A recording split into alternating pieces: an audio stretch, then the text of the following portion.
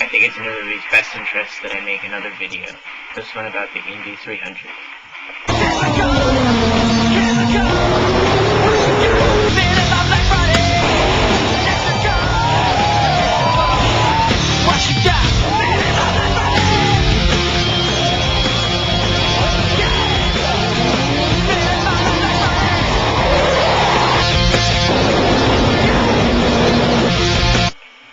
That was pretty much it, but I'll give a more detailed explanation if you would like to say. To start off with, this is where I stayed. I wish I would have gotten to stay up here, however, I had to stay in the basement. The janitor even called it the dungeon. It was pretty cheap. The going rate was $15 a night.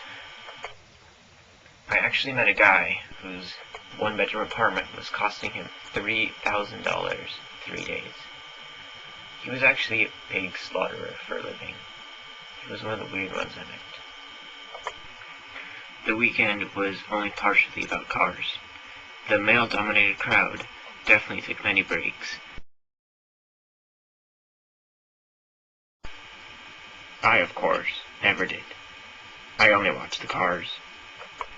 The track is built on Surfer's Paradise City streets, which is dominated by high-rises. What can you see in those high-rises? Please don't tell the MySpace police.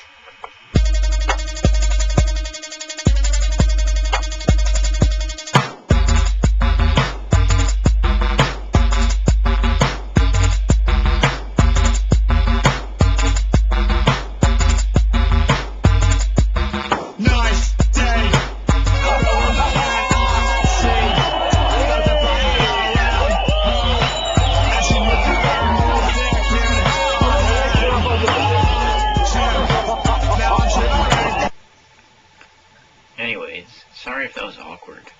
Hope nobody was watching with their parents. Please, to get back on track. Get it? This is where I had to work. I had to stand underneath the tarp and make sure people had tickets to go in and out of the gate. It was very easy.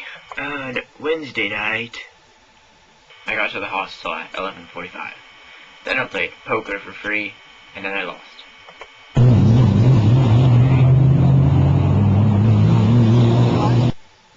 Thursday night, everyone was partying, so I decided to ride my bike up the coast. I rode through a park, saw people twirling fire, and decided to talk to them. Spent about 3 hours with them, and they were cool. They were twirling fire. How cool is that?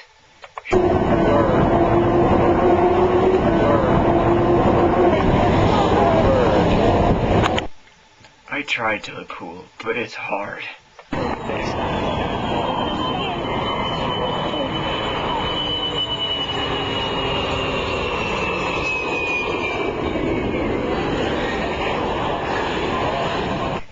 I got to watch airplanes fly by and boat racing going on the surf.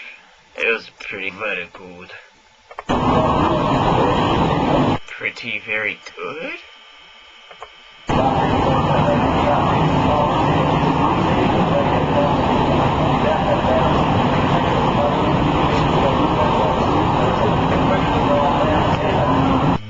Friday night was actually pretty much the best night, because me and an English guy who was sleeping in the bed above me went out to an Irish pub where we met some British people, and then we played Mexican drinking games. But we went to another bar before that. I met a very creepy man who had a 6-minute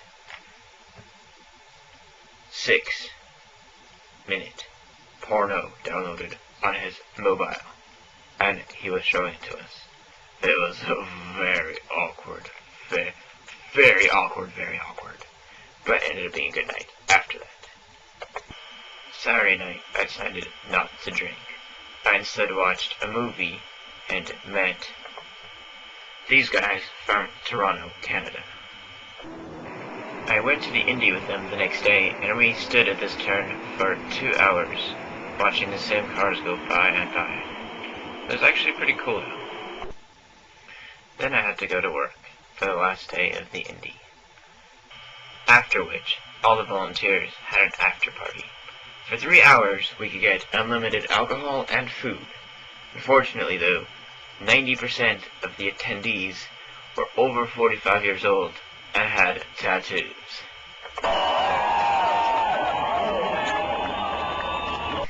After the volunteer party, I decided not to go out. Rather, I went to bed at 11, woke up at 5 a.m., and took a 3-hour bike ride. Most people wouldn't choose that, but I'm different. Which brings me to right now. It is currently 1:05 a.m., and today is the same day that I woke up at 5 a.m. and did the bike ride. So I'm pretty tired, and I think I might have to end this video. I just have to throw in a few random pictures to make everyone's day better. I'm thinking it's a sign that the freckles in our eyes are mirror images, and when we kiss they're perfectly aligned. I have to speculate that God himself would make us into corresponding shapes like puzzle pieces from the clay. It may seem like a stretch, but it's thoughts like this that catch my troubled head when you're away, when I am missing you today. You are out there on the road for several weeks at shows, and when you scan the radio, I hope this song will guide you. They will see us waiting for such great highs come down. They'll say everything's moving from far away.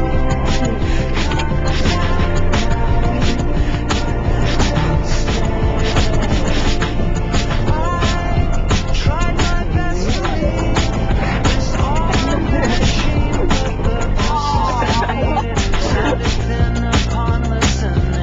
That, frankly, will not fly. You will hear the shrillest highs and lowest falls holding us down. Oh, this is